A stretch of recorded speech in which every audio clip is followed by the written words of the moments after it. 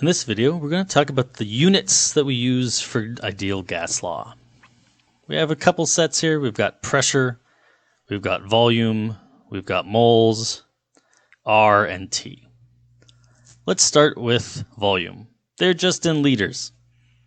It's a nice handy unit. It's the right size for things we do. If you're industrial, you might talk about cubic meters or even cubic kilometers occasionally. But generally, gas laws are done in liters. N is moles, just straight up. There's nothing else about it. Mole is the standard number unit in chemistry, and so it's just moles. Temperature must be in Kelvin. What's going on with temperature?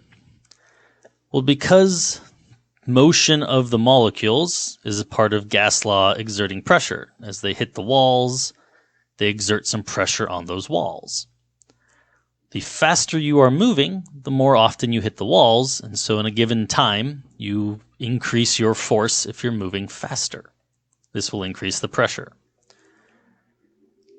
We saw that as temperature went up, our pressure would also go up, because if things move faster, they will just hit the wall more often.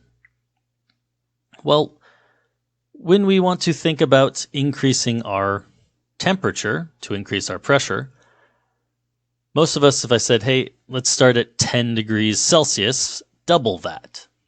Take a minute, what do you think double 10 degrees Celsius is? Most folks are probably going to say 20 degrees Celsius. But if I said, hey, minus 10 degrees Celsius, what's double that? Well, if we times it by 2 again, minus 20 degrees Celsius. We got colder. Trying to increase our temp by doubling it actually made us colder. It's a problem with Celsius. Its starting point is not at actual zero. It's arbitrarily at 273 Kelvin. If I want to double my temperature, I need to know the actual temperature that it is so I can double it. And so Kelvin, remember, is degrees Celsius plus 273, technically 0.15, but feel free to just use 273. And so if I have 10 degrees Celsius, that's really 283 Kelvin.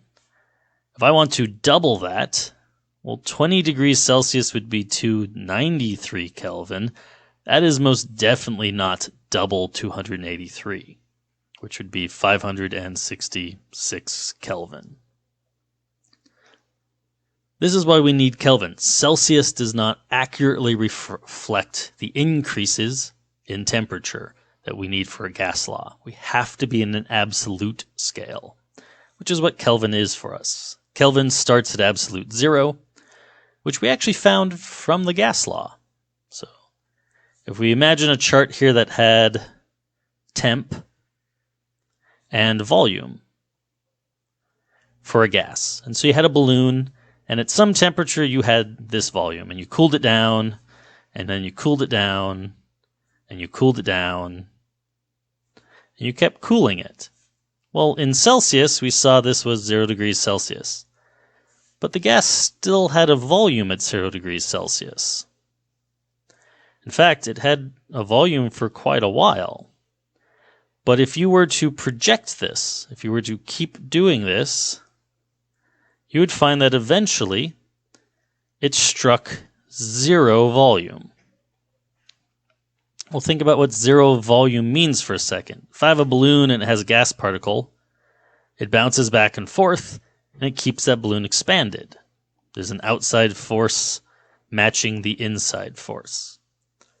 As you get colder, that inside force gets smaller. And so you just hit the wall less often, your inside force gets weaker, and so your balloon would get smaller. And the colder you get, your balloon would get smaller and smaller and smaller.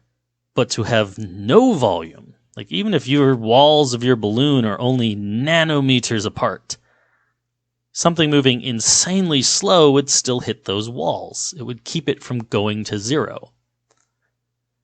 So what does it mean to be zero volume? It means your gas must not be moving. The only way you can have your gas not move at all is if it has no kinetic energy at all. Well, temperature is a measure of kinetic energy, so if you have truly no movement energy, you have no temperature. And you can't go below that. Like, if you move backwards, you're still moving. You hit something, you impart force and create a volume. So you literally can't move less than nothing. So this right here is 0 Kelvin. There is no distance past it. I know we drew a little bit, but that doesn't actually exist. This is 0 Kelvin, absolute 0. We actually found it because of the ideal gas law. We were able to project backwards based on some gas experiments where it would intersect at 0 volume. To date, we've never actually reached it. We can get very close. The coldest place in the entire known universe is actually in labs in the US. Space itself tends to be about 2.7 Kelvin, and we've been down to a millionth of a Kelvin above absolute 0. In terms of pressure, there are lots of different pressure units. And so just for a list that are all equal to each other, so you could use any two of them in a ratio to convert, there is 1 atmosphere. This is the normal pressure at sea level on Earth. There is also 760 millimeters of mercury. It's an older unit, but it's actually still used for blood pressure and the like. It happens to be exactly the same in torr. Now, the only difference was physicists didn't like doing their experiments based on a physical object, and so they made an exactly equivalent unit and called it torr. Just part of science. Technically, they do get slightly different these days, but not within our air range. And there's a few other neat ones. There's 14.7 pounds per inch squared, 1.035 kilograms per centimeter squared. There's 101,325 Pascal. And these are just some of them. There's lots of other units, kilopascals and bars and all sorts of things. Pressure comes in a wide variety. But we're mostly going to focus on atmospheres, millimeters of mercury, and for lecture today, we're going to talk about pounds per square inch. Where does pressure actually come from? Why do we have these units? What does this actually mean? Well, if you had somebody hanging out at the beach, which, I mean, don't be Florida, but I've got beach umbrella, got some sun out here. There's somebody down in the water. Well, that person, I'm going to draw a new one, this person has the entirety of the atmosphere above them, all the way up to space. And while we don't think about it often, when gas is matter and gravity is pulling it down, all those gas particles that make up the atmosphere, they are trying to fall down constantly. They're bumping into each other and getting knocked back up. The heat from the sun keeps them vibrating and everything, but they are trying to fall. And even though it's a lightweight, there's a lot of it. And so collectively, as they fall down, there's a force that gets pressed down on any object. What that 14.7 pounds per square inch is actually saying is that if you had a column all the way to space from sea level, and it was 1 inch by 1 inch by 2 space, which is about 60 miles. So this is a very tall 1 inch by 1 inch rod. Well, the inside is hollow, the inside's full of gas. And while some gas might drift out, other gas might drift in. And so on average, that gas is all going straight down. Gravity is pulling it down. All of that weight is pressing down on whatever is below it. And in that column all the way to space, there is 14.7 pounds of gas. So that's where the unit actually comes from. It's an older unit, PSI.